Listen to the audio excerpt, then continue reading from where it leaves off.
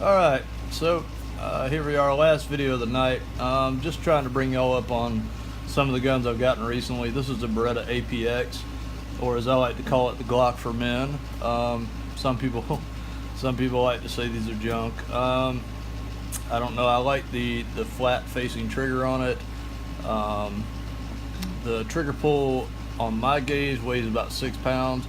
As you can tell, this one has a gray frame, the wolf gray frame.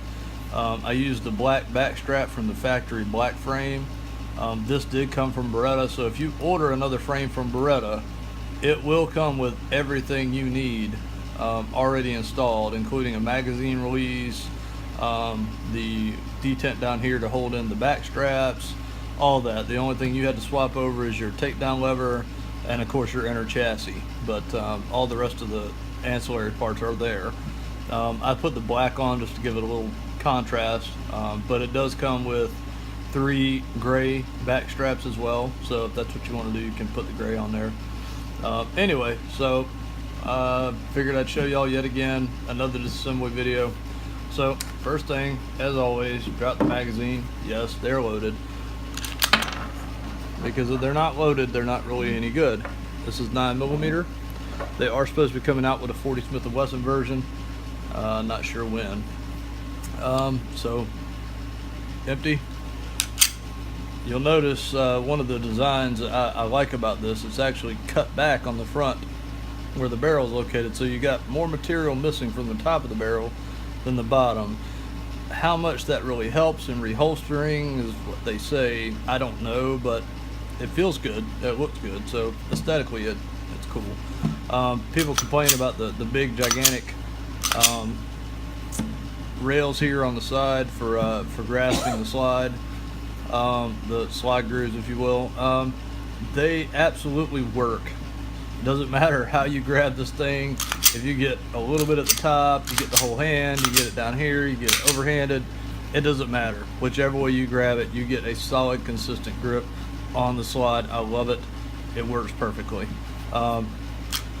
Again, it's empty, so you got the blade light trigger on a Glock. You got just a little bit of take up. That's all the take up, and then brake. The reset on it is right there, and brake. So very short, very light trigger. Love it. The 3-dot sights are pretty handy in that the 2 rear dots are actually smaller than the front dot. I do not have, nobody's making aftermarket sights for this yet. The only people offering night sights are Beretta right now. I do plan to get the Beretta night sights, but anyway, so field stripping of this pistol, and it does have ambidextrous slide release, and you can swap the mag release. It's not ambidextrous, but it can be swapped. So if you're a lefty, if you're in your own mind, you can do that.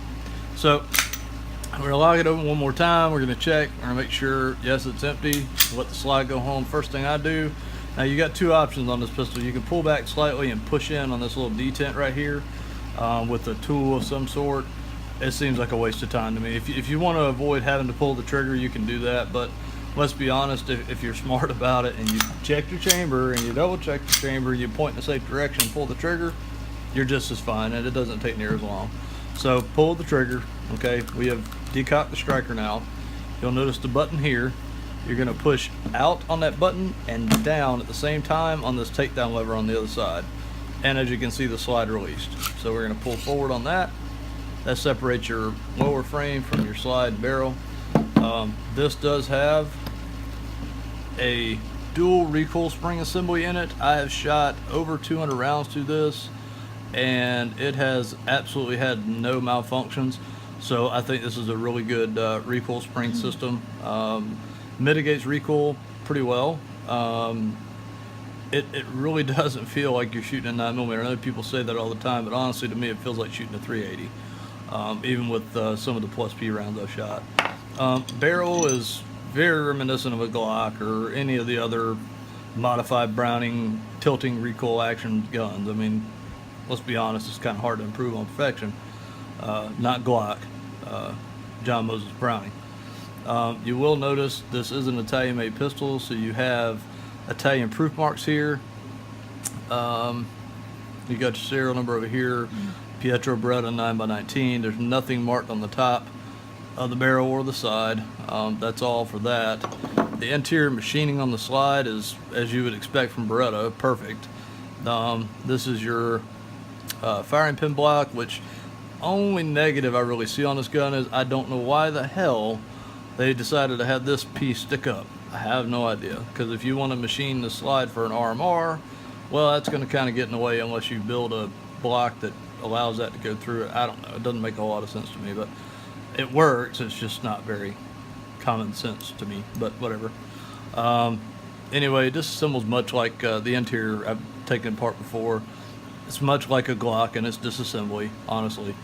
Most of these guns are. They're striker fired. Anyway, pretty beefy extractor there. And not much to say about it. It's Beretta quality, so it's what you'd expect. Reassembly, just gonna stick the barrel back in. Stick, now you'll notice there's a big end and a little end. The little end's gonna go out. The big end will sit on the barrel itself, on that notch. And then we're going to, you'll notice the slide rails don't start till back here, so don't be trying to jam it on here. Start the slide rails here, pull back, and then forcefully yank it back, and that piece will lock itself back up. And now we're going to do a functions check. It's empty. We're going to pull the trigger, bang, pull to the rear, release, bang. There you go. So that's the Beretta APX, wolf gray frame, black back strap. Can't suggest these enough. If you want something that doesn't feel like a Glock and actually feels like a gun, try one of these out. If you get an opportunity to put your hands on one in a gun store, you will fall in love with it, because it reminds me very reminiscent of an HKP-30, which I believe is one of the finest 9mm full-size fighting handguns out there. So anyway, that's it for tonight, folks. Like I said, soon we'll have some range footage up of a couple of these guns. I had some range footage up of this, but it wasn't great footage, so I will try to get some better footage up soon. And thanks to my subscribers for watching this stuff, and just hold on with me. More stuff's coming. Have a good night.